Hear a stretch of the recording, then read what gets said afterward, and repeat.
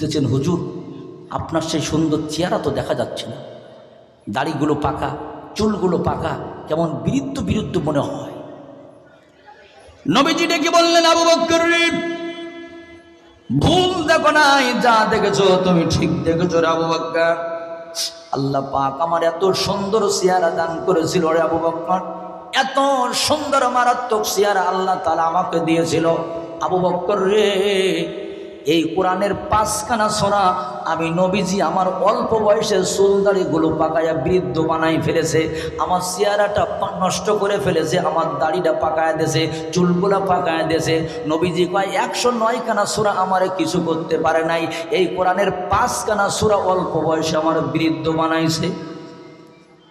হযরত আবু বকর বলে, ইয়া রাসূলুল্লাহ, হাবিবাল্লাহ, কি কারণে? নবীজি কয় টেনশনের কারণে। হযরত আবু বকর কয়, হুজুর এই 5টা সূরার নাম একটু জানতে চাই। আল্লাহর নবী বলেন, 1 নম্বর হলো সূরাতুল হুদ। আমার সাথে নামটা বলেন, সূরার নাম কি?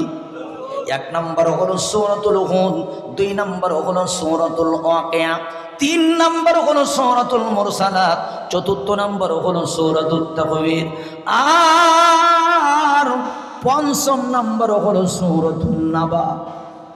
আবু বকর অন্য সূরা আমার চুলদাড়ি পাকাইতে পারে নাই, এই 5খানা সূরা আমার টেনশনে চুলদাড়ি পাকাইয়া অল্প বয়সে আমার বিরুদ্ধ করে বানাইছে। একবার জোরে বলা যাবে কি আল্লাহু আকবার? কাছে বসবা না, এরা মূর্খ, ওদের কাছে বসবা না। এই 3টা গুণ তোমার অর্জন করা লাগবে। আর আমরা আল্লাহ পাক রাসূলকে বলেছে মাফ করে দেওয়ার গুণ অর্জন করো, আর আমাদের আদালতে কোনো মাপ নাই। আমরা রাসূল প্রেমিক, কিন্তু আদালতে কোনো মাপ বলে কোনো ক্ষমা নাই। শামীম সাঈদী বলেন, আমার বাবাকে যেদিন হত্যা করা হবে, একটা অফিসারের পা জড়ায় ধরে বলেছিল, স্যার 52টা বছর যে ঠোঁটে তাফসীর করেছে, 1টা চামচ পানি আমার বাবার গালে একটু দিতে দেন। আমার বাবা ওই ঠোঁটে তাফসীর করতে, 1টা চামচ পানি আমার বাবার গালে দিতে দেন। 3 ঘন্টা অনুরোধ করেছে, 1টা চামচ পানি আল্লামা সাঈদীর গালে সেদিন দিতে দেওয়া হয়নি। মুসলমান ভাইজানেরা আমার, অনেক আগে আল্লামা সাঈদী বলেছেন, এ আমার সন্তানেরা, আমার মৃত্যুর পরে আমি পিরোজপুরে থাকবো না, নানার দেশে থাকবো না, দাদার দেশে থাকবো না, 64টা জেলার মধ্যে খুলনা জেলাকে আমি এত ভালোবাসি, আমি খুলনা জেলার সিদ্দিকিয়া ময়দানে শুয়ে থাকবো। এই খুলনার মানুষগুলা প্রতিদিন আমার কাছে যাবে, আমার কবর জিয়ারত করবে, কারণ আমি খুলনার মানুষগুলাকে খুব ভালোবেসে ফেলেছি। জোরে কোন মারহাবা। অ্যাম্বুলেন্সে ওঠানো হলো, লাশটা কিছু দূর আনা হলো। কিছু মায়ের সন্তানেরা সিদ্দিকিয়া মাদ্রাসার পাশে গিয়া ঝাঁটা নিয়া, জুতো নিয়া, হটস্টিক নিয়া মিছিল করা শুরু করে দিল। রাজাকারের লাশ খুলনায় আনতে দেব না, রাজাকার যদি খুলনায় আসে খুলনার জমিনটা নাপাক হয়ে যাবে। ওরা মিডিয়ার সামনে বলল, ওই সাঈদী রাজাকারকে যদি খুলনায় আনো, ওর লাশটা আমরা কুত্তা বিড়াল দিয়ে খাওয়াই দেব।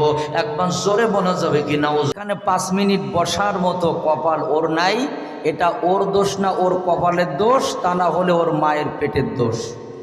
কথা বলা লাগবে, ঠিক কিনা? আল্লাহর কসম, গর্বিত মায়ের কোনো সুসন্তান কোরআনের মাহফিল রেখে রাস্তাঘাটে দোকানপাটে থাকতে পারে না। আল্লাহ পাক বলেছেন, ওমান আযলামু মিম্মান যুক্কিরা বিআয়াতি রাব্বি সুম্মা আরাদা আনহা ইন্না মিনাল মুজরিমিনা মুনতাকিমুন। এদের মতো বড় জালেম পৃথিবীতে আর একটাও নাই। যে স্বৈরাচারীকে বিদায় করা হয়েছে, আমরা তাদেরকে জালেম বলি, এরা ছোট জালেম। কাবুয়া কাদের বলেন আর শামীম উসমান বলেন, এগুলো ছোট জালেম। কিন্তু আল্লাহ পাক বলেছেন, ওমান আযলামু মিম্মান যুক্কিরা বিআয়াতি রাব্বি, ওদের মতো বড় জালেম পৃথিবীতে আর একটাও নাই, যাদের সামনে আল্লাহর কোরআন থেকে কথা হচ্ছে আর তারা মুখটা ফেরায় নাই। বলুন তো এই ওয়াজ কার? আশা করি আপনি মুসলিম। মেহেরবানি করে চলে আসুন, আর আপনারা জায়গা করে দেন, ওদের জন্য জায়গা করে দেন, ফাঁকা জায়গা করেন। একটু জিকিরের সাথে এগিয়েছেন সকলে, একটু জিকির দেন, লা ইলাহা ইল্লাল্লাহ। সবাই একটু এগিয়ে আসেন বাজান, ওদের জন্য জায়গা করে দিতে হবে।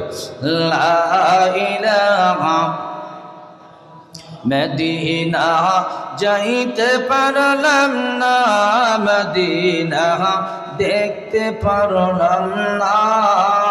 মদিনা দেখার ইচ্ছা আছে না নাই? তাহলে একটু বলেন আর এগিয়ে আসেন। মদিনা যাইতে পারলাম না, মদিনা দেখতে পারলাম না, লা ইলাহা ইল্লাল্লাহ লা ইলাহা ইল্লাল্লাহ মুহাম্মাদুর রাসূলুল্লাহ। সকলে বলুন সাল্লাল্লাহু আলাইহি ওয়াসাল্লাম। বসে যান, বসে পড়েন, সবাই বসে পড়েন, আস্তে আস্তে সবাই চলে আসবে ইনশাআল্লাহ।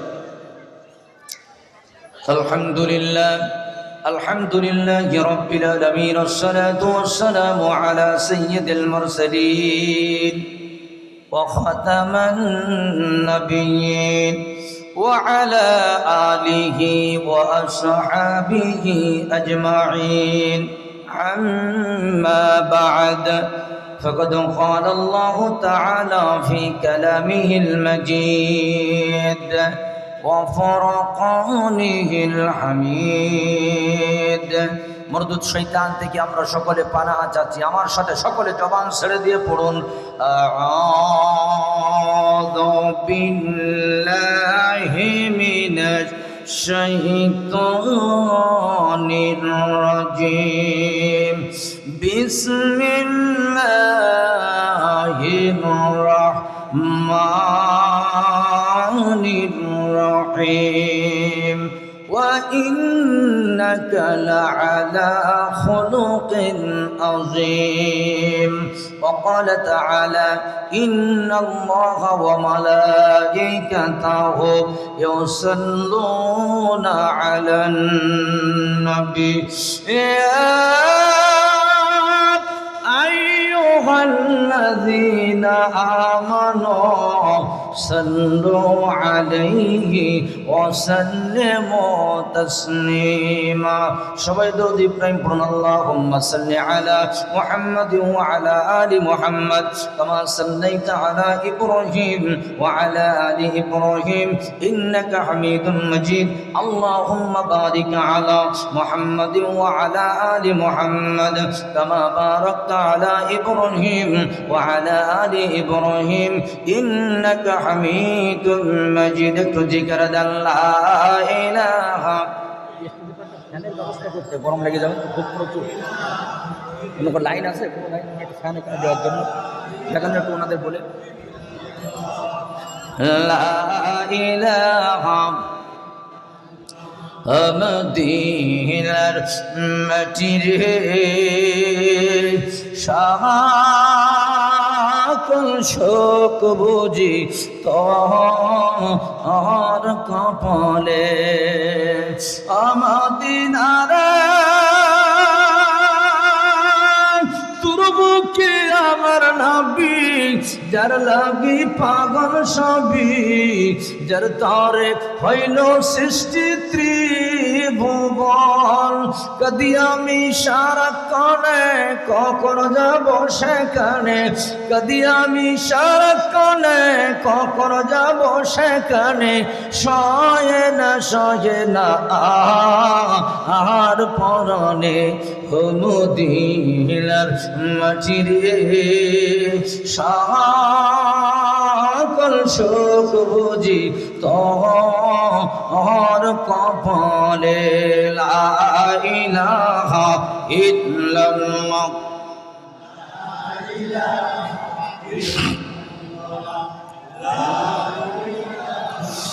লা ইলাহা ইল্লাল্লাহ মুহাম্মাদুর রাসূলুল্লাহ সাল্লাল্লাহু আলাইহি ওয়াসাল্লাম। একটু আরো কমাই দেন। ঐতিহ্যবাহী দক্ষিণ হরিডালি গাজী আউলিয়া হাফিজিয়া মাদ্রাসা ও লিল্লা বোর্ডিং ও দক্ষিণ হরিডালি জামে মসজিদের উদ্যোগে 24তম বার্ষিক সিরাতুন নবী সাল্লাল্লাহু আলাইহি ওয়াসাল্লাম মাহফিল 2025। আজকের এই মাহফিলের মধ্যমণি সভাপতি, অত্র এলাকার সর্বজন শ্রদ্ধা ভাজন ব্যক্তিত্ব, বিশিষ্ট ব্যবসায়ী ও সভাপতি দক্ষিণ হরিডালি জামে মসজিদ জনাব মোহাম্মদ আজিজুর রহমান আজিজ সাহেব। উনি আছেন? অনুপস্থিত। ওনার জন্য দোয়া করি আল্লাহ রাব্বুল আলামিন সভাপতিত্বের বরকতে হায়াতে তৈয়্যিবা সিয়াতে কুল্লিয়া দান করেন, সকলে বলছি আমিন। মাহফিল পরিচালনায় জনাব মোহাম্মদ শুকুর আলী সর্দার, সার্বিক তত্ত্বাবধানে মোহাম্মদ আমানুল্লাহ গাজী। আজকের মাহফিলের প্রধান অতিথি জনাব মাওলানা আতিউর রহমান সাহেব, শিক্ষক আশরাকান দাখিল মাদ্রাসা এবং সভাপতি দক্ষিণ হরিডালি গাজী আউলিয়া হাফিজে মাদ্রাসা। আমন্ত্রিত হাজরাত উলামায়ে কিরাম, আলোচনা রেখে ধন্য করেছেন জনাব জিএম আকবর হুসাইন আল আজাদি সাহেব। সুন্দর আলোচনা করার জন্য আল্লাহ তাআলা, আমি দোয়া করি ওনার ইলমের তরাক্কি আরও বাড়িয়ে দেন, হায়াতে তৈয়্যিবা সিয়াতে কুল্লিয়া দান করেন, বলুন আমিন।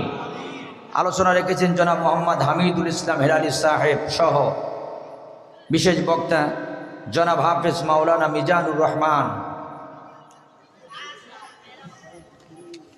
আজকের মাহফিলে উপস্থিত অত্র এলাকা এবং পার্শ্ববর্তী এলাকার বিভিন্ন দিক থেকে আগত দিনদার, ফরেজগার, ইমানদার, মোমেন, মোত্তাকি ভাইয়েরা, পিতৃ সমতুল্য মুরব্বী বাবারা, স্নেহের কচিকাঁচা মাসুম বাচ্চারা, মাদ্রাসার আজিজ তোলাবা, বিশেষ করে পর্দার অন্তর আড়ালে অবস্থানরতা পর্দা নাসিনা ধার্মিকা, গৃহকর্মে ব্যস্ত থাকা স্নেহময়ী মমতাময়ী আমার মা এবং বোনেরা, আসুন আলোচনার শুরুতেই সে মহান মালিকের দরবারে আমরা প্রশংসা করছি যে আল্লাহ রাব্বুল আলামিন অত্যন্ত দয়া করে মায়া করে হাজারো মানুষের মধ্যে হতে বাছাই করে এমন একটি সময় আমাদেরকে এই কোরআনের মাহফিলে আসার এবং বসার, এখানে কথা বলার এক সুব্যবস্থা করেছেন। এই মুহূর্তে আপনার আমার মতো হাতওয়ালা, পাওয়ালা, চক্ষুওয়ালা, কপালওয়ালা, বিবেকওয়ালা, জ্ঞানওয়ালা অনেক মানুষ এসেছে, কিন্তু এখানে বসার মতো চিন্তা চেতনা তার হয় নাই, ঠিক কিনা বলুন? আমার বন্ধুগণ, বেশি প্রশংসা আমাদের এই জন্য করা দরকার যে এই মাহফিলটা যদি 5ই আগস্টের আগের মাহফিল হতো, একটু আপনি মনে মনে চিন্তা করেন এই মাহফিলের জন্য কত নেতার কাছে যে যাওয়া লাগতো, ঠিক কিনা? ইচ্ছে করলেই কোরআনের মাহফিল দেওয়ার কোনো সুযোগ ছিল না, ইচ্ছে করলেই বক্তা আনার কোনো সুযোগ আপনি পাবেন না। মাহফিল দেবেন তো সর্বপ্রথম এলাকার চেয়ারম্যান সাহেবের কাছে যেতে হবে, উনি এক কথায় বলবেন যে আমার পক্ষে সম্ভব না, ওসি সাহেবের কাছে যান, যদি অনুমতি দেয়। ওসি সাহেবের কাছে যাবেন, উনি বলেন না এত বড় দায়িত্ব আমি নিতে পারবো না, আপনি ডিসি সাহেবের কাছে যান। এই মাহফিল কমিটি টিভির মতো একটা মাহফিলের অনুমতি নেওয়ার জন্য ডিসি সাহেবের কাছে চলে যান। ওখান থেকে একটি আওয়াজ হবে আপনার এলাকার এমপি সাহেব কে আছেন, ওনার কাছ থেকে একটা লিখিত স্বাক্ষর লাগবে যে এই মাহফিলের অনুমতি দেওয়া যাবে কিনা, আর কোন বক্তা ওয়াজ করবে তার আইডি কার্ড জমা দেওয়া লাগবে। তার মানে ওই সময় কোরআনের মাহফিল করার মতো এত বড় অপরাধ মনে হয় বাংলাদেশে আর কিছু ছিল না। যদি ঠিক হয় একটু আওয়াজ দিয়ে কথা বলতে হবে। আমার বন্ধুগণ, ওয়াল্লাহি আল্লাহর কসম দিয়ে বলতে পারি, কোরআন হাতে নিয়ে এ প্রমাণ এই স্বাধীন বাংলাদেশে আছে। একটা কোরআনের মাহফিলের অনুমতি নিতে গিয়া 5,000, 10,000, 20,000 টাকা পর্যন্ত অনেক মুসলিম নামধারী মুনাফিকদের পকেটে গুজে দেওয়া লেগেছে। তারপরেও বক্তারা নিরাপদ ছিল না, স্টেজের পরে এসে একেবারে কিরামান কাতিবিনের মতো বসে থাকত। দলের বিরুদ্ধে, নেতার বিরুদ্ধে, চরিত্রের বিরুদ্ধে কোনো কথা বললেই সাথে সাথে কাউন্টার দিয়া মাইকটা কেড়ে নিয়ে কুত্তা বিড়ালের মতো বক্তাকে স্টেজ থেকে অপমান করে নামিয়ে দেওয়া হতো। জোরে বলুন কথা ঠিক কিনা? সেই আল্লাহর বান্দাগুলোকে আজকে পাওয়া যায় না। তারা কোথায়? কথায় কথায় মাইক কেড়েছেন, বক্তাকে কুত্তা বিড়ালের মতো স্টেজ থেকে নামিয়ে দিয়েছেন, একটা ফোন করে মাহফিল বন্ধ করেছেন। সাহস থাকলে আসেন, হরিডালির এই মাহফিজিয়া মাদ্রাসার মাহফিল বন্ধ করেন। এই তৌহিদি জনতা তোদের সাইজ করার জন্য অপেক্ষা করতেছে। সুতরাং সুযোগ যখন আল্লাহ পাক আমাদের দিয়েছেন কথা বলার, উন্মুক্ত পরিবেশ আল্লাহ তাআলা দিয়েছেন, বলেন তো সেই আল্লাহর প্রশংসার দরকার আছে না নাই? এই মুহূর্তে আল্লাহর বান্দা আল্লাহর জমিনে বসে আল্লাহর প্রশংসা করবে। প্রশংসা কার করবে? আল্লাহর প্রশংসা হবে। কোনো মদখোর, গাঁজাখোর, নেশাখোর, জুয়াখোর কোরআন বিরোধী, ইসলাম বিরোধী, আলেম ওলাম বিরোধী এ জাতীয় মানুষের প্রশংসা হচ্ছে না। আল্লাহর জমিনে আল্লাহর প্রশংসা হবে। এই আওয়াজ কি আস্তে হবে না জোরে হবে? হ্যাঁ, গলায় যদি কোনো রকম জড়তা থাকে আগে কাশি নেন। আচ্ছা, এরপরে দুটি হাত আমরা আল্লাহর কুদরতি ক্যামেরায় বন্দি করব। হাত দুইটা একটু উঁচা করেন সকলে। এবার উঁচু করে বলেন আলহামদুলিল্লাহ। হলো না? আরো জোরে বলেন আলহামদুলিল্লাহ। রব্বানা লাকাল হামদ হামদান কাসীরান তাইয়িবান মুবারাকান ফীহি। হাত নামা। আল্লাহর প্রশংসার পরে দুরূদ আর সালাম পেশ করলাম সে নবী পাকের জন্য যার নামের পরে একবার দুরূদ পড়লে 10টা সগীরা গুনাহ মাফ হয়, যার নামের পরে একবার দুরূদ পড়লে 10টা রহমতের দরজা আল্লাহ খুলে দেয়। যারা সুবহানাল্লাহ বলেন না কালকে 10টার সময় বলবেন। যার নামের পরে একবার দুরূদ পড়লে আল্লাহ ইজ্জতের স্থানকে আরো বুলন্দ করে দেন। চিল্লায় এখন সুবহানাল্লাহ। তিনি সাধারণ কোন নবী নয়। যখন ছিল না কোনো আইন, ছিল না কোনো শাসন, গোটা সমাজটা ছিল গাঢ় কালো অন্ধকারে নিমজ্জিত। খুন গুম ধর্ষণ জেনা বেবিচারি টেন্ডারবাজি চাঁদাবাজি এগুলো ছিল মানুষের নিত্যদিনের অভ্যাস। ওই ঘুণে ধরা সমাজটাকে সংস্কার করার জন্য, অসভ্য জাতিকে সভ্য বানানোর জন্য, নিকৃষ্ট জাতিকে উৎকৃষ্ট বানানোর জন্য, জাহান্নামী যাত্রীদেরকে জান্নাতের সুসংবাদ দেওয়ার জন্য আব্দুল্লাহর ঔরাসে আমেন আর গর্বে পবিত্র রবিউল আউয়াল মাসে আল্লাহ পাক পাঠালেন আমাদের জন্য এক মহান রহমত। তার নাম হলো জনাবে মুহাম্মদ রাসূলুল্লাহ সাল্লাল্লাহু আলাইহি ওয়াসাল্লাম। বেশি দিন মক্কাতে থাকতে পারেন নাই, একটি অপরাধ কোরআনের সত্যবাণী প্রচার করার কারণে। কথা কোন ঠিক কিনা? প্রতিটা ইঞ্চি মাটি অনিরাপদ হওয়ার কারণে মক্কা ছেড়ে হিজরাত করে চলে গেল মদিনায়। দীর্ঘ আন্দোলন আর সংগ্রামের ফলে অসংখ্য সাহাবায়ে কিরামের বুকের তাজা রক্তের বিনিময় এই পৃথিবীর পূর্ব দিগন্তে উদিত হয়েছিল কোরআনের এক অন্তিম সূর্য। এই সূর্যের আলো যত দূর পর্যন্ত পৌঁছেছিল, ব্যবসায়ীরা চলেছিল রাস্তা দিয়ে, ভয় ছিল না চুরি ডাকাতি সন্ত্রাসী রাহাজানির। নারীরা চলেছিল রাস্তা দিয়ে, ভয় ছিল না ইফটিজিং ধর্ষণ শ্লীলতাহানির। তাদের কলিজায় ছিল একটি মাত্র ভয়। জোরে বলেন কার ভয়? র্যাবের ভয়, পুলিশের ভয়, নরেন্দ্র মোদীর ভয়? কার ভয়? তাদের একটা মাত্র ভয় ছিল, কলিজায় আল্লাহর ভয়।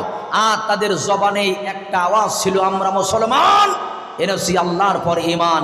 আমাদের সংবিধানের নাম কি? আরো জোরে বলেন, সংবিধানের নাম কি? আমার বন্ধুগণ, এ কোনো সাধারণ কিতাব নয়। এটা হলো শ্রেষ্ঠ পরশ পাথর, শ্রেষ্ঠ মুক্তির বাণী, শ্রেষ্ঠ আলোর দিশারি, শ্রেষ্ঠ শান্তির পথ। ইসলামের প্রাথমিক যুগে 64টা লুচ্ছা বদমাস যে যখনই এই কোরআনের কাছে আত্মসমর্পণ করেছিল, আর যারা চোর ডাকাত ছিল না, এক একজন স্বর্ণের মানুষে পরিণত হয়েছিল। কথা বলুন ঠিক কিনা? এজন্য নবীজি বলেছেন, খৈরুল কুরুনি করনি, আমার যুগটা হলো স্বর্ণের যুগ। কিসের যুগ? আর আমাদের যুগ হলো চোরের যুগ। কিসের? বিরিজির রডগুলো খেয়ে সব বাস আর কুঞ্চি দিয়ে বিরিট বানায়। করোনার চাউলগুলো সব ঘরে বস্তা বস্তা পাওয়া যায়, তেলের বোতলগুলো খাটের তলায় পাওয়া যায়। নবীজি বলেছিলেন, আমার যুগ হলো স্বর্ণের যুগ, অন্য কোনো বিনিময় না। কিসের বিনিময়? তাহলে কপিলবনিবাসী, আপনাদেরকে একটাই কথা মনে রাখতে হবে, শোষণের হাত থেকে যদি আমরা বাঁচতে চাই, অত্যাচার নির্যাতন জুলুমের হাত থেকে যদি বাঁচতে চাই, মনে রাখবেন, খোদা মুক্ত, দারিদ্র মুক্ত, টেন্ডারবাজি মুক্ত, সাদাবাজি মুক্ত একটি সুশীতল সমাজ যদি আমরা পেতে চাই, আমার বন্ধুগণ, কোথাও যাওয়া লাগবে না। কোরআন আছে যেখানে শান্তি আছে। সত্য না মিথ্যা? সত্য। কোরআন আছে যেখানে শান্তি আছে। কোরআন আছে যে দলে বরকত আছে। কোরআন নাই যেখানে শান্তি নাই। কোরআনের ওয়াজ চলবে যে ময়দানে আমরা যাব। আমার ভাইরা, তাহলে আজকে আমরা এখানে যারা এসেছি কোরআনের আলোচনা শোনার জন্য, কপাল ভালো এই মানুষগুলার যে এরা একটাও রাস্তাঘাটে নাই, সকলে এসে বসে গেছেন। আগেই বলে রাখি, আর আপনাদের জন্য আর একজন প্রধান বক্তা আছে। এই বক্তার নাম হয়তো লিফলেটে নাই, তবে এই প্রধান বক্তার নাম কি জানেন? রাম ভক্ত হনুমান আর খিচুড়ি ভক্ত মুসলমান, ঝাল যদি একটু বেশি হয় দেখো অনেকের গালে এখনই নালছে। এই তো সুন্দর প্যাকেট হচ্ছে আপনাদের জন্য, ইনি হলেন আজকের প্রধান আকর্ষণ। কি আকর্ষণ বলেন? হ্যাঁ, আপনাদের তবারকের ব্যবস্থা আছে। আর হিন্দু দাদাভাইরা যদি আশেপাশে থেকে থাকেন, আমি আপনাদের আমার হৃদয়ের গহীন কণ্ডল থেকে একটা শুষ্ক মোবারকবাদ জানাচ্ছি। মেহেরবানি করে আপনার রাস্তাঘাটে দোকানপাটে দাঁড়িয়ে থাকবেন না, আপনাদের জন্য এই কোরআনের ময়দান উন্মুক্ত। কথা বলুন ঠিক কিনা? কারণ হয়তো আমার মতো আসাদুজ্জামান দিয়ে এই ওয়াজ আমি আপনাদের দিতে পারবো না, তবে আমার বাংলাদেশে এক কিংবদন্তি আল্লামা ছিল, আমার বাংলাদেশে এক কোরআনের তাফসীর কারক ছিল, যার জীবনে সর্বপ্রথম তাফসীর মাহফিল চট্টগ্রাম প্যারেড ময়দানে সূরা ফাতিহা তাফসীর করেছে। এক নয়, দু নয়, 46 জন বিধর্মী তারা ইসলাম ধর্ম গ্রহণ করেছে। জোরে কোন আল্লাহু আকবার। কয়জন বিধর্মী? জীবনের সর্বপ্রথম মাহফিল। একজন শ্রোতা বলেন সেই মুফাসসিরের নাম কি? মরহুম আল্লামা দেলোয়ার হোসেন সাইদি রহমাতুল্লাহ আলাইহি। জীবনের প্রথম মাহফিলে মুসলমান হয়েছিল কতজন? 46 জন।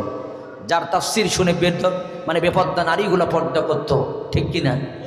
যার তাফসীর শুনে বেনামাজিগুলা নামাজি হতো, চাতক পাখির মতো মানুষগুলা বসে থাকতো। আমি একটা কথা বলি, শোনেন, তামাম পৃথিবীর সব বক্তাদের ওয়াজ শুনবেন আর আল্লামা সাইদির তাফসীর শুনবেন, পুরনো ওয়াজ আপনার মনে হবে না।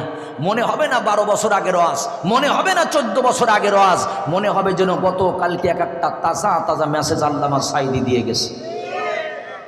ওনার একটি কথা বলা যায় না, উনি বলতেন, অত্যাচার, নির্যাতন, জুলুম এগুলো বন্ধ করো, কাল সময় একদিন আসতে পারে, এমন একটা সময় হতে পারে পালানোর জন্য এই দড়ির গর্ত খুঁজে পাবা না। সারা জীবন যারা পদ্মার বিরুদ্ধে কথা বলতো, আজকে বইয়ের বড় কাছে নিজে পড়া শুরু করেছে। যারা দাড়ির বিরুদ্ধে কথা বলতো, টুপির বিরুদ্ধে কথা বলতো, যারা বলতো দুই একটা মোল্লা ধর, সকাল বিকাল নাস্তা কর, এখন তাহাজ্জুদের নামাজ পড়ে কয় আল্লাহ ক্ষমতা দিলি মোল্লাদের হাতেই দাও। ঠিক কিনা? ঠিক কিনা আমার ভাইরা? তাহলে বোঝা গেল অত ইজ্জু মান্তাসা, ইজ্জতের মালিক যে আল্লাহ, অত জিল্লু মান্তাসা। বলেন তো বেইজ্জতের মালিক কে? আর জোরে বলেন কে? তাহলে আসুন আমরা মহাবিশ্বের মহাবিশ্বয় মহাগ্রন্থ আল কোরআনুল কারীম এবং বিশ্বনবীর জীবন আদর্শ নিয়ে আজকে এখানে আলোচনা করতে যাচ্ছি। আমার বন্ধুগণ, উপরে লেখা আছে সিরাতুন নবী সাল্লাল্লাহু আলাইহি ওয়াসাল্লাম মাহফিল। সিরাতুন নবী মানে সিরাত, নবীজির আখলাক, চরিত্র, আল্লাহর রাসূলের আদর্শ। এই জন্য হিটিংয়ে লেখা হয়েছে সিরাতুন নবী। আমার বন্ধুগণ, কিয়ামতের ময়দানে বান্দার আমল যেমন ওজন করা হবে, হাদিসের মধ্যে আছে বান্দার আখলাক চরিত্রকে আল্লাহ ওজন করবে। যেরকম সুবহানাল্লাহ। আখলাক চরিত্র যার যত ভালো, জান্নাত সে তত তাড়াতাড়ি পেয়ে যাবে। আমার বন্ধুগণ, তামাম পৃথিবীতে কোনো মানুষের চরিত্রের সার্টিফিকেট আমার আল্লাহ পাক আসমান থেকে দেন নাই, শুধুমাত্র একজন মহামানবের চরিত্রের সার্টিফিকেট দিয়েছেন, সে হলো আপনার আমার নবী জনাবে মুহাম্মদ রাসূলুল্লাহ সাল্লাল্লাহু আলাইহি ওয়াসাল্লাম। এই নবীর চরিত্রে কি কোনো কলঙ্কের কালি আছে? জোরে বলেন আছে? একটি উদাহরণ নেন। প্রত্যেকটা মানুষের জীবনে 3টা করে কাল থাকে। জোরে বলুন কয়টা? আমার সাথে কথা বলেন, কয়টা? একটা হলো শিশুকাল, আরেকটি হলো যৌবনকাল, আরেকটা কি কাল? বৃদ্ধকাল। শিশুকাল, যৌবনকাল আর বৃদ্ধকাল। আচ্ছা বলেন তো, এই 3টা কাল কি সবার সমান হয়? শিশুকালে যে ছেলেটা অনেক নম্র ভদ্র থাকে, বড় হওয়ার পরে যৌবনে দেখবেন ও হয় এলাকার সবচেয়ে বড় গাঁজাখোর। ঠিক কি না? শিশুকালে ভালো ছিল, বড় হলে চরিত্র নষ্ট হয়ে গেছে। আবার দেখা গেল শিশুকালে একটা ছেলে অনেক দুষ্টু থাকে, দৌড়াদৌড়ি করে, লাফালাফি করে, মা বাপ বলে তুই ভালো হবি না, কিন্তু বড় হওয়ার পরে যৌবনে দেখা যায় যে তার মতো নম্র ভদ্র চরিত্রবান ছেলে আর একটাও এলাকায় পাওয়া যায় না। জোরে বলুন কথা ঠিক কিনা?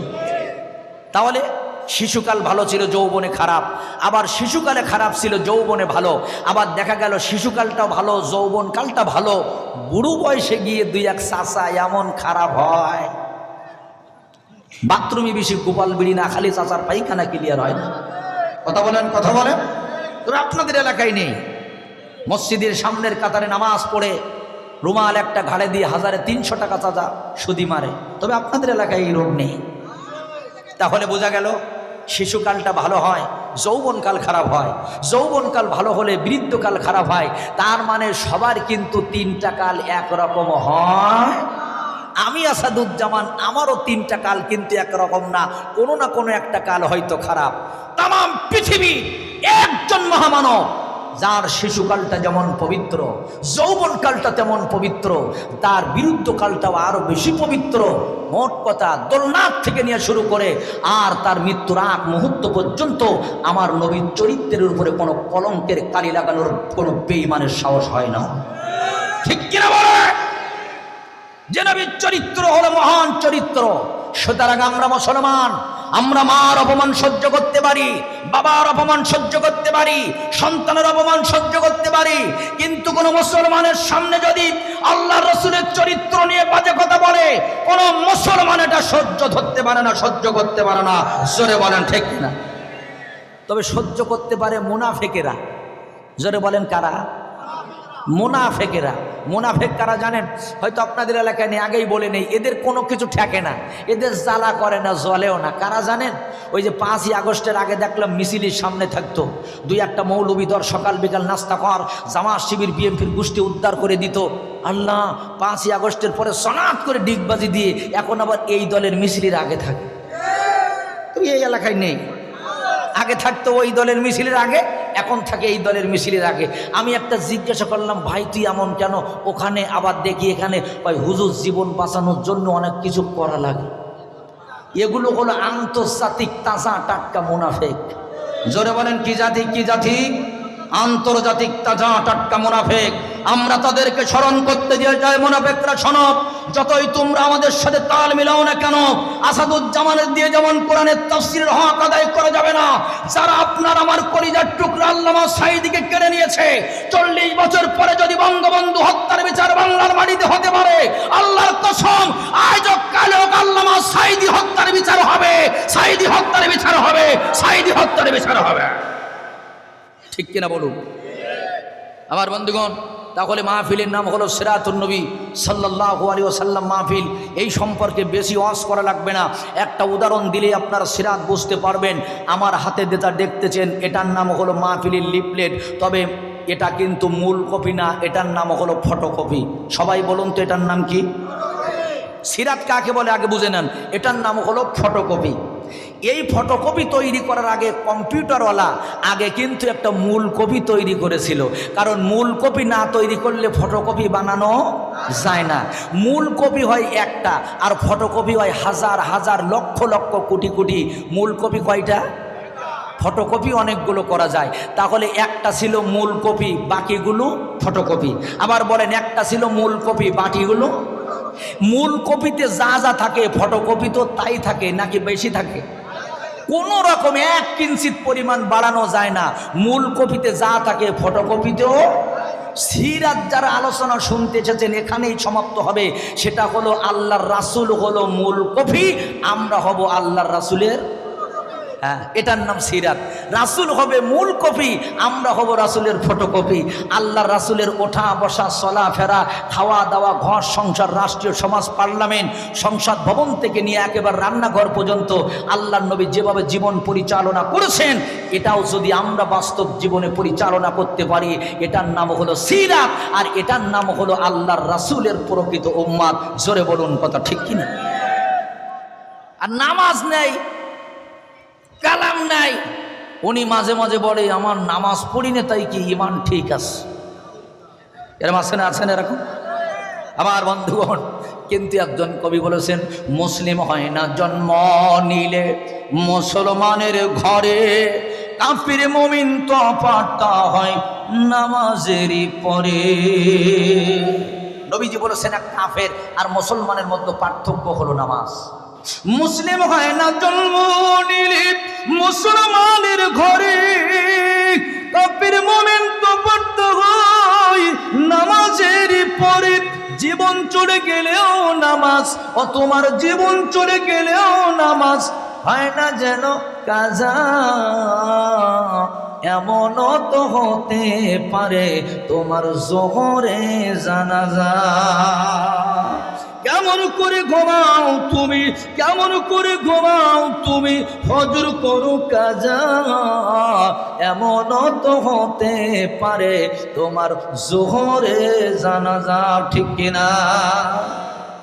তাহলে সিরাত বুঝলাম, রাসূল হবে মূল কপি, আমরা হব। আমার বন্ধুরা, যদি 1 ঘন্টা ওয়াজ হয় আপনাদের কি কষ্ট হবে? বন্ধুরা আমার, তাম পৃথিবীর যতগুলা ধর্ম আছে আমার ভাইজান, প্রায় 4343 মতো ধর্ম। আমার আল্লাহ পাক বলেন একটি ধর্ম আমার কাছে প্রিয়, ইন্নাদ দীনা ইনদাল্লাহিল ইসলাম। আর ইসলাম ধর্ম যারা কবুল করে তাদের নাম হলো মুসলমান। এই মুসলমানদের নবীর চরিত্র নিয়ে চ্যালেঞ্জ শুধু আজকের না, 1500 বছর আগে আপনার নবীর শুধু চরিত্র না, নবীজির জ্ঞান নিয়ে চ্যালেঞ্জ করা হয়েছে, নবীজির জ্ঞান নিয়ে, নবীজির চরিত্র নিয়ে, এমনকি আল্লাহ নবীর সিয়ারাটা পর্যন্ত নিয়ে আল্লাহু আকবার চ্যালেঞ্জ করা হয়েছে। নবীজি বলেছেন উতিতুল ইলমান আউয়ালিন ওয়াল আখিরিন, প্রথম এবং শেষ তাম পৃথিবীর সব মানুষের জ্ঞান যদি এক পাল্লায় রাখা হয়, আল্লাহ নবী বলেন আমি নবীজি আমার জ্ঞানের পাল্লাটা ভারী হয়ে যাবে। আপনারা বলেন তো, একজন নবীর চেহারা এত সুন্দর ছিল, মিশরের মেয়েরা তার চেহারা দেখে আপেল কাটতে পারে নাই, হাতের আঙ্গুল কেটে ফেলেছিল। ওই নবীর নাম কি? ইউসুফ আলাইহিস সালাম। হযরতে আয়েশা সিদ্দিকা আল্লাহ রাসূলের স্ত্রী মিশরের মেয়েদেরকে ডেকে বলেছিল, ও মিশরের মেয়েরা, তোমাদের কিছু মেয়েরা ইউসুফ নবীর চেহারা দেখে আঙ্গুল কেটেছিল, হাত কেটেছিল, আপেল কাটতে পারে নাই। শোনো, ওইখানে যদি আমার প্রিয় স্বামী আখিরি জামানার নবী থাকতো, ইউসুফ নবী না থেকে আমার স্বামীর চেহারা যদি ওরা লক্ষ্য করে দেখতো, যারা আঙ্গুল কেটেছিল আঙ্গুল না বরং কলিজাটা পর্যন্ত কেটে ফেলত। আল্লাহু আকবার। নবীজি নিজেই বলেছেন যে আমার ভাই ইউসুফ আলাইহিস সালাতু ওয়াস সালামকে আল্লাহ বানিয়েছেন সাদা সুন্দর, আর আমি নবীজি আমাকে বানিয়েছেন লাল টকটকা সুন্দর। সুবহানাল্লাহ। তাহলে আপনারা বলেন তো, তাম পৃথিবীতে যে নবীর চেহারা দেখে আঙ্গুল কেটেছিল মিশরের মেয়েরা, তার সে আপনার আমার নবীর চেহারা কি ভালো ছিল? জোরে বলেন, ভালো ছিল? খুব মনোযোগ দিয়ে আলোচনা বুঝবেন। আল্লাহর নবীর একজন সাহাবী হযরতে আবু বকর সিদ্দিক রাদিয়াল্লাহু তাআলা আনহু এসে বলতেছেন, হুজুর আপনার সেই সুন্দর চেহারা তো দেখা যাচ্ছে না, দাড়িগুলো পাকা, চুলগুলো পাকা, কেমন বিরুদ্ধ বিরুদ্ধ মনে হয়। নবীজি ডেকে বললেন, আবু বকর ভুল দেখো নাই, যা দেখেছো তুমি ঠিক দেখেছো রে আবু বকর।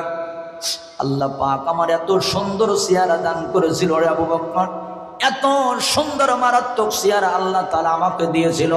আবু বকর রে, এই কোরআনের 5খানা সূরা আমি নবীজি আমার অল্প বয়সে চুলদাড়িগুলো পাকায়া বৃদ্ধ বানাই ফেলেছে, আমার চেহারাটা নষ্ট করে ফেলেছে, আমার দাড়িটা পাকায় দিয়েছে, চুলগুলা পাকায় দিয়েছে।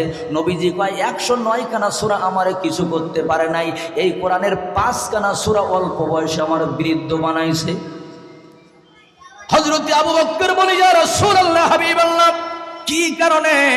নবীজি কয় টেনশনের কারণে। হযরত আবু বকর কয়, হুজুর এই 5টা সূরার নাম একটু জানতে চাই।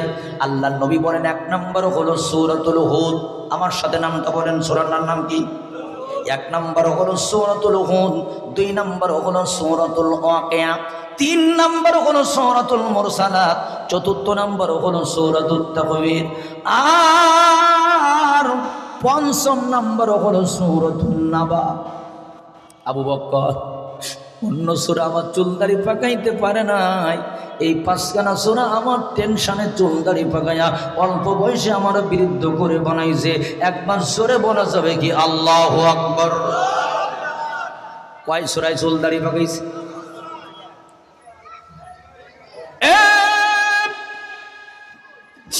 সম্মানীয় মুসলিম বন্ধুরা আমার, মনে রাখবেন যে নবী হবে মূল কবি, আমরা নবীর ফটোকপি। এটা হবে নবীর আদর্শ।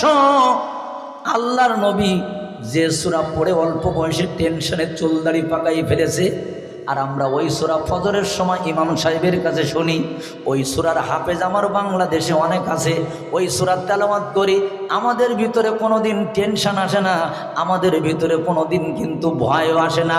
তার একটাই কারণ হলো আমরা শুধু তেলাওয়াত শুনতে ভালোবাসি, আসলে কিন্তু ওই আয়াতের উপরে আমরা আমল করতে চাই না।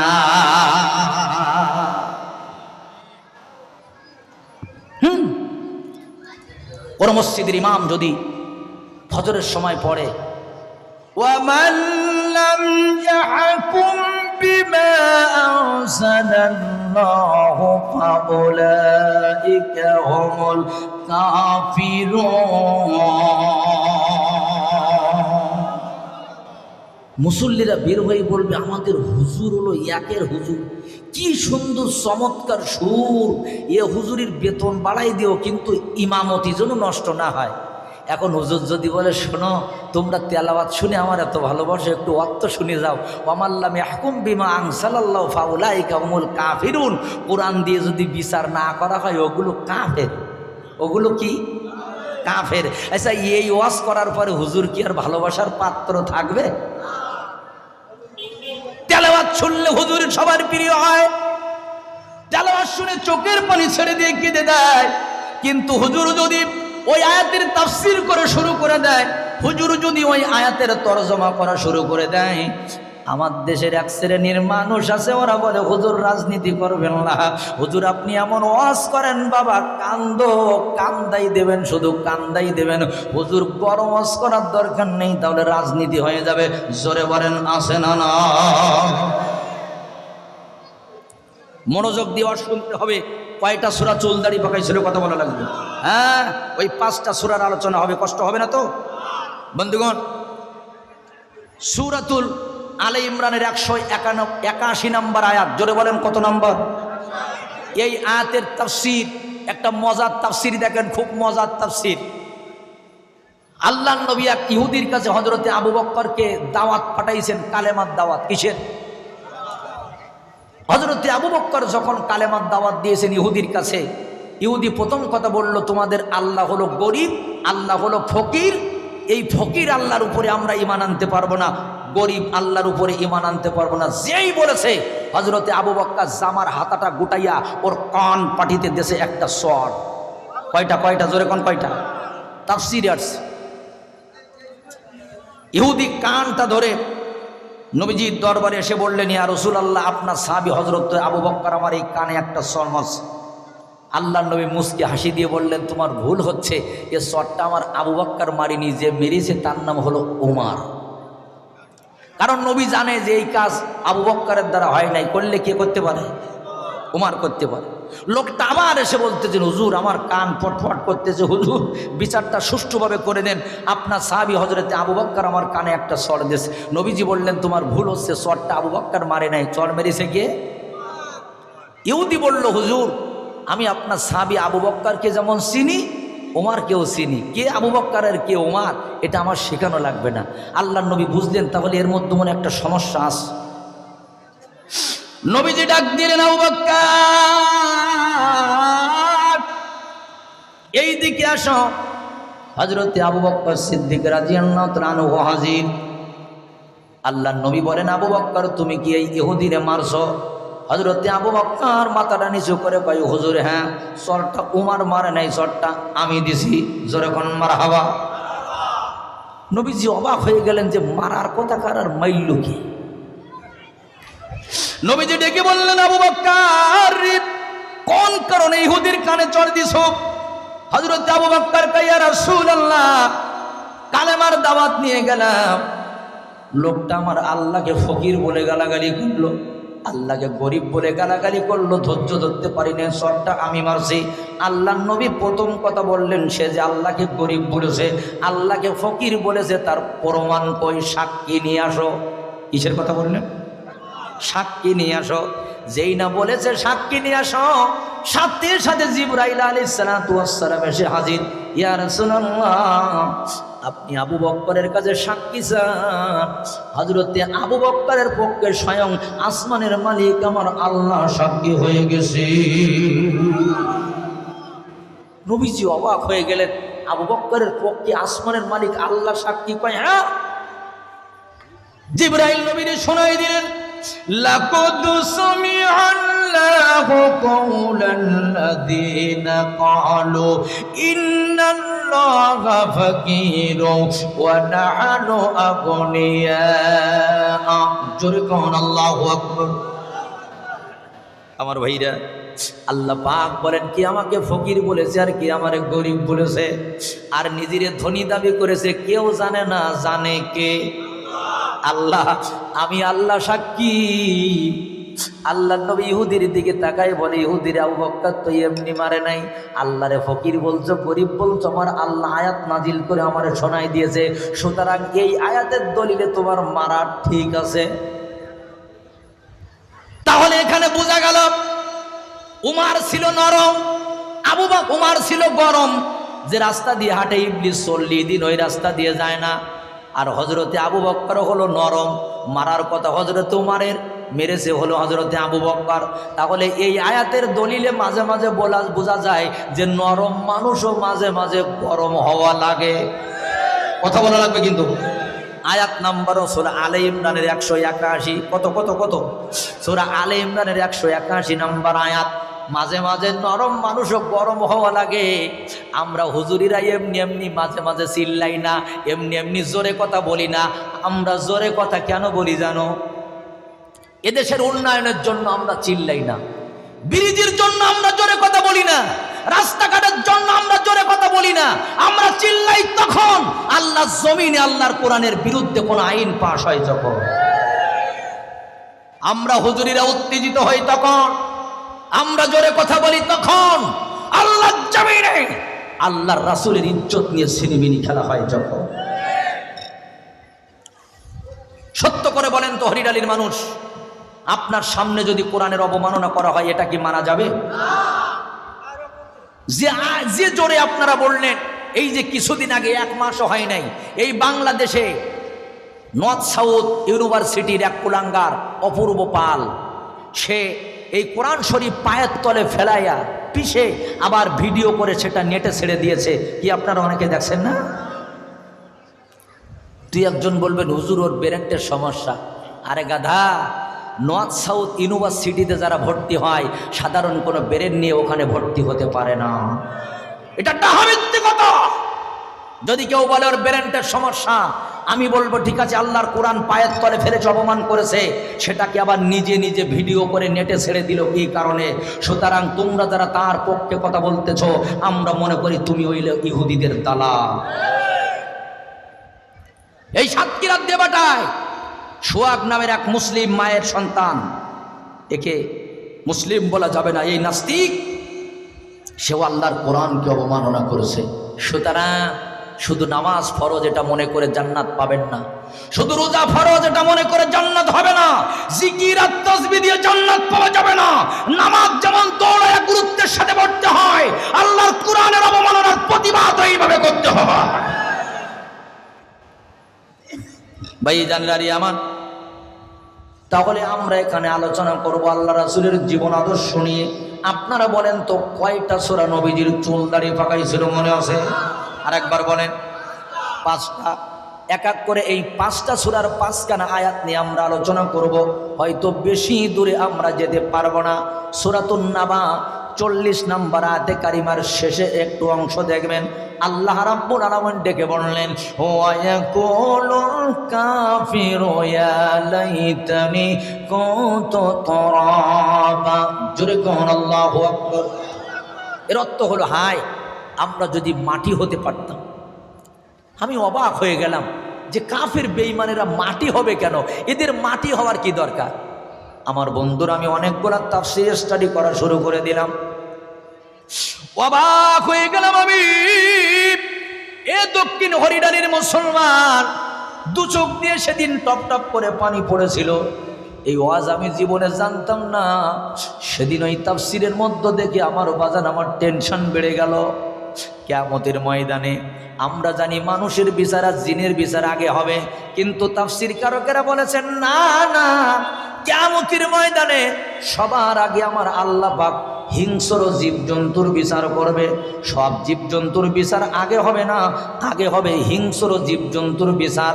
একটা শিং ভাঙা গরুকে আল্লাহ তাআলা ডেকে বলবেন, এ শিং ভাঙা গরু, তোর জবান দিলাম কথা বলার, তুই আমার সামনে মানুষের মতো কথা বল। ওই গরুটা কথা বলা শুরু করবে। এ শিং ভাঙা গরুরি, কয়টা আঘাত তৈরি করেছিল শিংওয়ালা গরুটা, আমার সামনে জবান ছেড়ে দিয়া বল। ওই শিং ভাঙা গরুটা ডেকে বলবে, আল্লাহ আমারে আপনি শিং দেন নাই, ওর লম্বা শিং ছিল, অন্যায়ভাবে আমারে গুতাইছে, অন্যায়ভাবে আমার শরীর থেকে রক্ত ঝরাইছে। ও রব্বুল আলামিন, সকালবেলা আমারে গুতাইছে, আবার বিকাল বিলে আল্লাহ পাক আমারে গুতাইছে। আল্লাহ কয়, শিং ভাঙা গরু টেনশন করিস না, এই মুহূর্তে আমি তোর শিংটা লম্বা করে দিলাম, ধারালো করে দিলাম, আর ওর শিংটা আমি আল্লাহ ভেঙে দিলাম। আমার সামনে প্রতিশোধ নিবি, যতক্ষণ তোর মনে ব্যথা আছে, তোর শরীরে কথা আছে, এবার প্রতিশোধ নেওয়া হয়ে যাবে। আল্লাহ পাক বলবে, তোরা দুইজন মাটি হয়ে যা। মুহূর্তের মধ্যে ওরা মাটিতে মিশে যাবে। এইভাবে আমার আল্লাহ পাক একটা বকরিকে ধরবেন, আমার আল্লাহ পাক একটা সিংহকে, আমার আল্লাহ পাক এক কথায় হিংস্র যত প্রাণী আছে, একজন অন্যায়ভাবে আর একজনের শরীর থেকে রক্ত বের করলো, আঘাত করলো, আমার আল্লাহ জিন আর মানুষের বিচার করার আগে হিংস্র প্রাণী যারা আঘাত করেছে অন্যায়ভাবে তাদের বিচার করবে। এইবার কাফের বেঈমানগুলো বলবে, ওয়ায়াকুলুল কাফিরু ইয়া লাইতানি কুনতু তুরাবা, আমরাও যদি মাটি হতে পারতাম তাহলে আমাদের কোনো বিচার হইতো না, যে অপরাধ করেছি আমাদের কোনো বিচার হইতো না, আমরাও যদি মাটি হতাম। এবার আপনারা বলেন, আল্লাহ পাক যদি জীবজন্তু গরু বাছুর, আমার বন্ধুরা ভেড়া, এদের যদি না ছাড়ে জুলুম করার, তাহলে মানুষের কি ছাড় হবে? আসতে বলেন, কোনো ছাড় হবে না। নবীজির টেনশনে চুলদাড়ি পেকেছি, আল্লাহর নবী অল্প বয়সে বৃদ্ধ হয়ে গেছে, কয় পাঁচখানা সূরা আমার বৃদ্ধ বানাইছে। কি কারণে জানেন? যে আমার উম্মতের এমন একটা সময় আসবে যে পরিমাণ মানুষ হয়ে মানুষের উপরে জুলুম করবে, এরা ভাই হয়ে আপন ভাইয়ের জমি জমাজমি ফাঁকি দিয়া জাল দলিল করে লিখে নেবে। এরা এমন খারাপ হবে যে বিধবা নারীর জমাজমিগুলো লিখে নিবে। এরা এত খারাপ হবে, আল্লাহু আকবার, অন্যায়ভাবে আল্লাহর ঘর মসজিদ নিয়া পর্যন্ত রাজনীতি করা শুরু করে দিবে। জোরে বলেন, আসে না? না শোনেন, অতটা সোজা নয়। কেমনে? এই হরিডালি, দক্ষিণ হরিডালি না এটা, মনে করে দিচ্ছি, একটু পিছনে আসেন। সারাদিন কুরমা পোলাও খাইয়া অনেক মায়ের সন্তান এসি রুমে ঘুমাই থাকতো। ইসলামী আন্দোলন করার কারণে এই দক্ষিণ হরিডালি অনেক মায়ের সন্তান রাত্রিবেলা লোকের বারান্দায় আর কবরস্থানে গিয়া ঘুমাইত। আমি কি ঠিক বললাম না ভুল বললাম? কারো ঘুম হতো এসি রুমে 3 লক্ষ টাকার পালঙ্গে, আর কারোর ঘুমটা হতো লোকের বারান্দায় কবরস্থানে। ও যখন কবরস্থানে মশার কামড়ে বলতো, আল্লাহ তোমার কোরআনের পক্ষে থাকার কারণে আজকে আমার ঘুমটা বাড়িতে হচ্ছে না, পুলিশে ধরে নিয়ে যাবে। আর ও যদি ওই খাটের পরে 1 কোটিবার আল্লাহকে আল্লাহ বলে ডাকে, আর এ যদি ওই কবরস্থানে একবার আল্লাহকে ডাকে, এর ডাকটাই আল্লাহর কাছে প্রাধান্য হবে। আর মনে করে দিচ্ছি, তুমি যখন স্ত্রী নিয়ে, গার্লফ্রেন্ড নিয়ে মন্টু সাহেবের বাগান বাড়ি ঘুরতে গেছো, পদ্মা সেতু দেখতে গেছো, হানিমুন করতে গেছো, এই দক্ষিণ হরিডালির অনেক মায়ের সন্তান মিথ্যা মামলা খাইয়া সারাদিন পাইগাছার কোর্টে উকিলের পিছু নিয়ে তিমির মতো ঘুরে বেড়াইছে। চোখের সামনে মদখোরের জামিন হয়েছে, জেনাখোরের জামিন হয়েছে, ডাকাতের জামিন হয়েছে। ইসলামী আন্দোলনের কর্মী হওয়ার কারণে সেদিন জামিন দেওয়া হয় না। আর একটু মনে করে দিচ্ছি, ঈদুল ফিতরের দিন প্রত্যেকটা বাড়িতে সেমাই চিনি আসে, রান্না হয়, কুরমা পোলার ঘিরান আসে। একটা ভ্যানওয়ালার বাড়িতে কিন্তু সেমাই চিনি আসে। কিন্তু বিশ্বাস করেন, খোঁজ নেবেন, ঈদের দিন কোনো মায়ের সন্তান যদি জেলখানায় বন্দি থাকে, ওই দিন সকালবেলা ওই বাড়িতে কোনো হাঁড়ি চুলো জ্বলে না। ওর জনম দুঃখিনী মা চোখের পানি ছেড়ে দিয়া দিয়ে কান্দে। 4 বছরের বাচ্চাটা মাকে এসে বলে, মা রে, সব বাচ্চারা নতুন জামা গায়ে দিয়ে ঈদ পায় যায়, আমার আব্বু কি আমার একটা নতুন জামা কিনে দিবে না? ওই মা ওই বাচ্চাটার মাথায় হাত দিয়া সান্ত্বনা দিয়া কয়, মা রে, ঈদের দিন যার বাবা জেলখানায় থাকে তার বাচ্চার গায়ে নতুন জামা পরতে হয় না। মিথ্যা সান্ত্বনা দিয়ে কয়, মা, ঈদের দিন যার বাবা জেলখানায় থাকে তাদের বাড়িতে ভালো মন্দ রান্না বাড়া করতে হয় না। সব বাচ্চাগুলো ঈদগায় দিয়ে খেলনা কিনে আনে, আর এর বাচ্চাটা এতিমের মতো দাঁড়ায় থাকে, আর ওই বাবা মিথ্যা মামলা খায় জেলখানার রড ধরে দাঁড়িয়ে থাকে। 13টা বছর নির্যাতন করে এখন কয় আপা আবার শর্ট করে ঢুকে পড়বে। মনে করে দিচ্ছি শোনো, 2006 সালে যতগুলো মানুষকে হত্যা করা হয়েছে, 2009 সালে যতগুলো মার বুক খালি করা হয়েছে, 2004 সালে যতগুলো আলেমের কলিজার থেকে রক্ত ঝরানো হয়েছে, 2024 সালে মীর মুক্ত শহীদ আবু সাঈদ সহ যাদেরকে তাজা তাজা পিরান কেড়ে নেওয়া হয়েছে, আল্লাহর কসম বাংলাদেশের আইনজীবীরা বলেছে একটাও মিথ্যা মামলা দেওয়া লাগবে না, যদি সত্য মামলা দেওয়া হয় ওর 1000 বার ফাঁসি দেওয়া যাবে। কয় হাজার বার? 1000 বার ফাঁসি দেওয়া যাবে। মুসলমান বন্ধুরারি আমার, নবীজি বলে আমার 5খানা সোনায় চুল দাঁড়িয়ে পাকাই ফেলেছে রে আবু বকর। আমার মুসলমান ভাইরা, এর ভিতরে একটি সূরা হলো সূরাতুন নাবা। ওয়া ইয়াকুলুল কাফিরু ইয়া লাইতানি কুনতু তুরাবা। আল্লাহ কয় কাফের বেঈমানরা সেদিন চিন্তা করবে আমরা যদি মাটি হতে পারতাম তাহলে আমাদের কোনো সালিশ হতো না, বিচার হতো না। আপনারা বলেন তো সেদিন বিচার করবেন কে? সেদিন বিচার করবেন আল্লাহ তাআলা। এটা শামসুদ্দিন মানিকের মতো বিচার না, যেমন বিচার করলাম এক লাথি মেরে দুটো একটা ফাস্ট করে দিল, এরকম বিচারক নয় আমার আল্লাহ। মুসলমান বন্ধুরে আমার মনোযোগ দিন। আল্লাহর নবীর একজন সাহাবী ছিলেন হযরত সাঈদ ইবনে জুবাইর রাদিয়াল্লাহু তাআলা আনহু। হাজ্জাজ বিন ইউসুফ বন্দি করে সর্বপ্রথম জিজ্ঞাসা করেছিল, বেটা তোর নাম বল। উনি বলেন আমার নাম হলো সাঈদ। কয় সাঈদ মানে হলো সৌভাগ্যবান, আজকের থেকে তোর নাম থাকবে হলো সাকি। সাকি মানে হলো দুর্ভাগা, কারণ তোর কপালে এত দুর্ভোগ আমি এখন ধরে ধরে জাহান্নামে পাঠিয়ে দেব। উনি মুস্কি হাসি দিয়ে বললেন, পারবেন না, আমাকে জাহান্নামে পাঠাইতে পারবেন না। কেন জানেন? আমার হায়াতের মালিক কে? উনি বললেন, আমার মউতের মালিক হলো আল্লাহ। জীবন যদি দিতে হয় আল্লাহর কাছে দেব, বাঁচতে যদি হয় আল্লাহর ইচ্ছাই বেঁচে থাকবো। ওই বেঈমান, তুই আমাকে মারতেও পারবি না, তুই আমাকে বাঁচাইতে পারবি না। চিল্লাই কোন মারহাবা। হাজ্জাজ বিন ইউসুফের মেজাজটা খারাপ হয়ে গেছে। জল্লাদকে ডেকে বলল, 1 সেকেন্ড সময় নাই, ওরে ধরবা, একটা কোপ দিয়া মাথাটা কেটে দিবা। এই ঘটনাটা আসছে আল বিদায়া ওয়ান নিহায়া কিতাবের মধ্যে। আল্লামা ইবনে কাসির রহমাতুল্লাহ আলাইহি তার এই কিতাবের মধ্যে লিখছেন, আমার বন্ধুগণ, পিছন থেকে 6 বছরের একটা বাচ্চা ডাক দিচ্ছে, আব্বু আব্বু তুমি আমাকে রেখে কোথায় যাচ্ছ? আব্বু পিছন থেকে ডাক দিয়া বলে, বাবা বাড়িতে যা, একটা বার আমার আর ডাকবি না, ভালোবাসার মায়ায় আমারে ফেলবি না, কিয়ামতের ময়দানে তোর সাথে আমার দেখা হবে। শুনে রাখ বাবা, তোর বাজান 57টা বছর পৃথিবীতে বেঁচে আছে, 58 বছর যদি না বাঁচে পৃথিবীর কোনো ক্ষতি হবে না, ইসলামের কোনো ক্ষতি হবে না, মুসলমানের কোনো ক্ষতি হবে না। তবে তোর বাবা যদি এখন জালেমের জুলুমের কাছে আত্মসমর্পণ করে, স্বর্ণের অক্ষরে লেখা থাকবে এই মুসলমান বিপদে পড়লে কালেমা বিক্রি করে। জোরে বলুন ঠিক কিনা? কিছু মুসলমান আছে মাঝে মাঝে ডিগবাজি মারে, মাঝে মাঝে দাড়ি রাখে, মাঝে মাঝে কাটে, মাঝে মাঝে জামা গায়ে দেয় পাঞ্জাবি, আবার মাঝে মাঝে খুলে টেডি জামা গায়ে দেয়, আসে না নয়? ওরা যেমন গানের প্যান্ডেলও যায়, ওরা তেমন কোরআনের মাহফিলও যায়। ওরা দেখবেন জিকির করে, আবার ওরা নামের আগে মোহাম্মদ লাগায়, নামের আগে আলহাজ লাগায়। ও দোস্ত, নামাজের কথা বললেই কিন্তু ওদের তখন মাজায় বেরাম ধরে।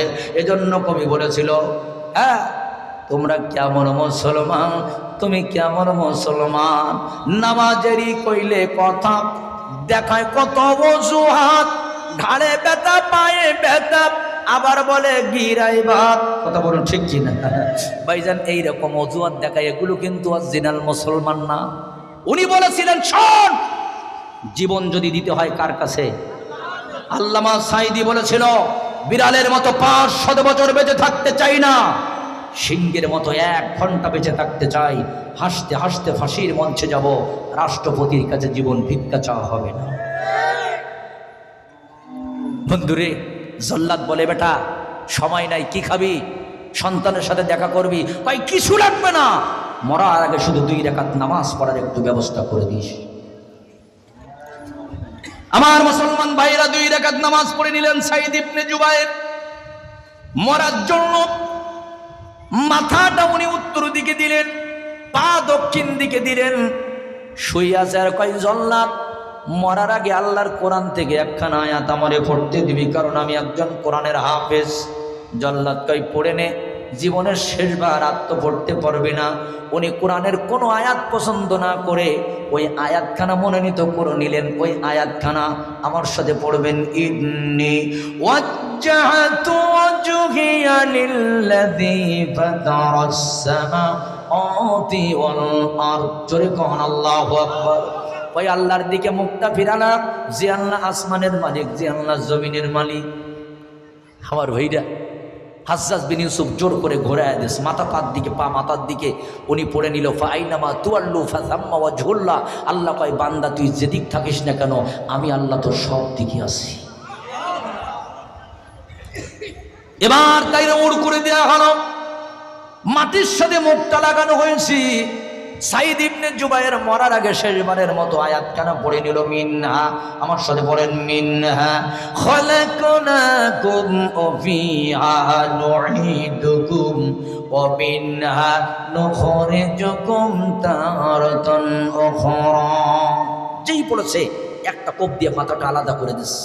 কিতাবের মধ্যে লিখছে প্রায় 9 হাত, মাথাটা চলে গেছে। সন্ধ্যা হয়ে গেল, রক্ত বন্ধ হয় না। হাজ্জাজ বিন ইউসুফ বললেন, এ ডাক্তার কবিরাজ গবেষণা করে দেখ, জীবনে এত মানুষ মারলাম রক্ত বন্ধ হলো, এর শরীরে কত পাউন্ড রক্ত যে রক্ত বন্ধ করা যায় না। ওরা গবেষণা করে রিপোর্ট জমা দিয়ে বলেন, বাদশাহ কাকে মেরেছেন? মানুষ যদি মরার আগে ভীত হয়ে যায়, ভয় পায়, মরার আগে মানুষ যদি ভীত হয়, তার রক্ত সঞ্চালন তাড়াতাড়ি, হার্টবিট বেড়ে যায়, রক্ত সঞ্চালন বন্ধ হয়ে যায়, জমাট বেঁধে যায়, রক্ত বের হয় না। কিন্তু কোনো মায়ের সন্তান, কোনো মুসলমানের বাচ্চা যদি শহীদের তামান্না নিয়ে ফাঁসির মঞ্চে দাঁড়াইতে পারে, যদি কোন আল্লাহু আকবার, কেউ যদি ইসলামী আন্দোলনের কর্মী হয়ে শিশির ডালা পিরাচির মতো ফাঁসির মঞ্চে দাঁড়াইতে পারে, আর যদি আল্লাহর কাছে হাজির হওয়ার জন্য নিজের জীবনটা দিয়ে দিতে পারে, যেটা 4 বছর আগে আল্লাহ পাক বলেছেন, ওয়ালা তাকুনু লিমা ইকতালু ফি সাবিলিল্লাহি আমওয়াতা, ওদেরকে মৃত্যু বলবি না, ওরা সবার কাছে মৃত হলে আমি আল্লাহর কাছে জীবিত। জোরে কোন আল্লাহু আকবার। জীবিত মানুষের রক্ত কি বন্ধ হয়? জীবিত মানুষের রক্ত বন্ধ হয় না। শোনেন, আমি আসাদুজ্জামান নিজেও বিশ্বাস করি নাই যে 5ই আগস্টের বেলা 2টার সময় রান্না করা ভাত খাওয়ার টাইম হবে না, কাপড় পরিবর্তন করার টাইম হবে না, 10 মিনিট বক্তৃতাদের টাইম হবে না। 5 মিনিট আগে যে ছিল রাজা, 5 মিনিট পরে সে হয়ে গেল বোঝা। জোরে বলেন কি? ছিল রাজা, হয়ে গেল ক্ষমতা কার? জোরে বলেন কার? মানুষ যদি কারো জুলুম করে, অন্যায়ভাবে কারোর উপরে কেউ যদি জুলুম করে, আল্লাহ রাসূল বলেছে ওর শাস্তি কিয়ামতের ময়দানে না, মরার আগেই তার শাস্তি দিয়ে আল্লাহ তার দুনিয়ার থেকে বিদায় করবে। এই জন্যই স্বৈরাচারীর পতনের যতগুলা কারণ ছিল, 1 নাম্বার কারণ হলো কোরআনওয়ালাদের উপরে জুলুম করা। রাসূলের চুল দাড়ি আমনে পাকে না। এই সূরার এই ছোট্ট আয়াতে আমার বন্ধুগণ, আল্লাহর নবী নিজেই অবাক হয়েছেন যে জীবজন্তুকে পর্যন্ত আল্লাহ ছাড়বে না যদি মানুষ হয়ে কেউ মানুষের উপরে জুলুম করে। পরে বলুন তো, এরকম জুলুমবাজ আমাদের সমাজে আছে না নাই? অনেক স্ত্রী লোক দেখবেন, স্বামী যখন মারে চুলের মুঠো ধরে, শ্বশুর যদি ঠেকাতে যায়, শাশুড়ি পিছন থেকে বলে একটু পরে যাও, ওর মুখ আছে আর একটু মার খা। তোমার ঘরেও একটা মেয়ে আছে, বউ মারে তুমি মার খাওয়াইলাই, দাঁড়াই দাঁড়া। তোমার সন্তান তোমার বউ মারে এমন মারা মারল, ঝাঁটার কাটিগুলো পর্যন্ত শরীরে ঢুকে গেল, আল্লাহু আকবার, ব্যথায় নড়তে পারে না। তুমি কি জানো না, দুপুরবেলা তোমাদের রান্না করে খাওয়াবে ওই মেয়েটা, ওর জনম দুঃখিনী, মা নাই বাবা নাই। রান্না করে গিয়া যখন আলু নিবে, বেগুন নিবে, আর যখন কুটে চোখের পানি ছেড়ে দিবে, মালিক এই বাড়িতে সবাই আমার উপরে জুলুম করে, শ্বশুর ধরে মারে, শাশুড়ি মারে, ননদ মারে। আল্লাহু আকবার, আমার দেবর আমাকে মাঝে মাঝে ধরে পাবে, তার একসাথে ধরে মারে। ও আল্লাহ, আমার মা নাই বাবা নাই। আল্লাহ কয় বান্দা কান্দিস না, তুই কান্দিস না, চোখের পানি ফেলিস না। আমি আল্লাহ সব সহ্য করতে পারি, চোখের পানি সহ্য করতে আল্লাহ পারে না। এজন্য আল্লাহ ধরে ধরে ধরে না, ধরলে কিন্তু ছাড়ে না। আল্লাহ ছাড় দেয়, তবে একবারে ছেড়ে দেয় না, ছেড়ে দেয়। আল্লাহু আকবার। মনে বড় আশা যে আমার ভোট আমি দেব, যাকে খুশি তাকে দেব। ভোট কেন্দ্রে চলে গেছি, নতুন জামা পরে সকালবেলা গোসল করে। একজন কয় হুজুর বাড়ি যান, ভোট দেওয়া হয়ে গেছে। আমি বললাম না, আমি এটাও। হুজুর বেশি বাড়াবাড়ি করেন না, বাড়ির দিকে যান। মনের কষ্ট নিয়ে বাড়ির দিকে চললাম। এক মুরব্বী বলে হুজুর আমিও দিতে পারি নাই। আর এক মুরব্বী বলল হুজুর আমিও পারি নাই। আর একজন বলল হুজুর আমিও দিতে পারি নাই। 100 মতো মানুষ দাঁড়াই কই হুজুর ভোট কেন্দ্রে ঢুকতে পারলাম না। আল্লাহ পরের দিন সকালবেলা 10টার সময় আমায় কয়রায় এক নেতার গলা ফুলের মালা দেওয়া হলো। আর একজন মাইক ধরে বলল 100 বছরের মধ্যে এত সুষ্ঠু নির্বাচন বাংলাদেশে হয়নি। কথা বলেন, কথা কন, কথা কন। আমার মুসলমান ভাইরা, ওইখানে কবি সুন্দর করে একটা গান বেঁধে দিল। ও তুই এই দুনিয়ার মায়ায় পড়ে, ও তুই এই দুনিয়ার মায়ায় পড়ে করছ কত বাহানা। এই যে নয় তোর আসল বড়ি, কবর যে তোর আসল ঠিকানা। জোরে বলো ঠিক কিনা? এই যে নয় তোর আসল বড়ি, কবর যে তোর আসল ঠিকানা। ভাইজানের আরে আমার, এজন্য নবীজি কয় আবু বকর রে চুল দাড়ি পাকাই ফেলেছে। আমার এই 5খানা সূরা এসে আপনারা বলেন তো আল্লাহর নবীর চরিত্র মহান চরিত্র, তাতে কি কোনো সন্দেহ আছে? কথা বলা লাগবে। এই ওয়াজটা বাড়ি নিয়ে যাবেন, রাসূলের সিরাত। এই ওয়াজ হয়তো অনেক হুজুর এখনো করে নাই, আমার কাছ থেকে নতুন শোনেন। আল্লাহর নবীর চরিত্র মহান চরিত্র ঘোষণাকার আল্লাহ। কয় ও নবী, তারপরে এক্সট্রা 3টা গুণ আবার অর্জন করা লাগবে। খুজিল আফওয়া ওয়া আমুর বিল উরফি ওয়া আরিদ আনিল জাহিলিন। তোমার চরিত্র ভালো, তারপরে আরো 3 গুণ আনো। কয় গুণ? 1 নম্বর হলো খুজিল আফওয়া, তোমার ভিতরে মাফ করে দেওয়ার একটা গুণ অর্জন করতে হবে। তোমার ভিতরে মাফ করে দেওয়ার এক গুণ অর্জন করো। আর 2 নম্বর হলো তুমি সমাজের ভালো কাজের সাথে নেতৃত্ব দিবা। ওয়া আরিদ আনিল জাহিলিন, আর তুমি মূর্খদের পাশে বসবা না। তাদের পাশে কথা বলেন, মূর্খদের কাছে থাকবা না, মূর্খদের কাছে বসবা না। এরা মূর্খ, ওদের কাছে বসবা না। এই 3টা গুণ তোমার অর্জন করা লাগবে। আর আমরা আল্লাহ পাক রাসূলকে বলেছে মাফ করে দেওয়ার গুণ অর্জন করো। আর আমাদের আদালতে কোনো মাপ নাই। আমরা রাসূল প্রেমিক, কিন্তু আদালতে কোনো মাপ বলে কোনো ক্ষমা নাই। শামীম সাঈদী বলেন, আমার বাবাকে যেদিন হত্যা করা হবে, একটা অফিসারের পা জড়ায় ধরে বলেছিল, স্যার 52টা বছর যে ঠোঁটে তাফসীর করেছে, একটা চামচ পানি আমার বাবার গালে একটু দিতে দেন। আমার বাবা ওই ঠোঁটে তাফসীর করতে, একটা চামচ পানি আমার বাবার গালে দিতে দেন। 3 ঘন্টা অনুরোধ করেছে, একটা চামচ পানি আল্লামা সাঈদীর গালে সেদিন দিতে দেওয়া হয়নি। মুসলমান ভাইজানেরা আমার, অনেক আগে আল্লামা সাঈদী বলেছেন, এই আমার সন্তানেরা, আমার মৃত্যুর পরে আমি পিরোজপুরে থাকবো না, নানার দেশে থাকবো না, দাদার দেশে থাকবো না। 64টা জেলার মধ্যে খুলনা জেলাকে আমি এত ভালোবাসি, আমি খুলনা জেলার সিদ্দিকিয়া ময়দানে শুয়ে থাকবো। এই খুলনার মানুষগুলো প্রতিদিন আমার কাছে যাবে, আমার কবর জিয়ারত করবে, কারণ আমি খুলনার মানুষগুলোকে খুব ভালোবেসে ফেলেছি। জোরে কোন মারহাবা। অ্যাম্বুলেন্সে ওঠানো হলো, লাশটা কিছু দূর আনা হলো। কিছু মায়ের সন্তানেরা সিদ্দিকিয়া মাদ্রাসার পাশে গিয়া ঝাঁটা নিয়া, জুতো নিয়া, হটিস্টিক নিয়া মিছিল করা শুরু করে দিল। রাজাকারের লাশ খুলনায় আনতে দেব না, রাজাকার যদি খুলনায় আসে খুলনার জমিনটা নাপাক হয়ে যাবে। ওরা মিডিয়ার সামনে বলল, ওই সাঈদী রাজাকারকে যদি খুলনায় আনো, ওর লাশটা আমরা কুত্তা বিড়াল দিয়ে খাওয়াই দেব। একবার জোরে বলা যাবে কি না?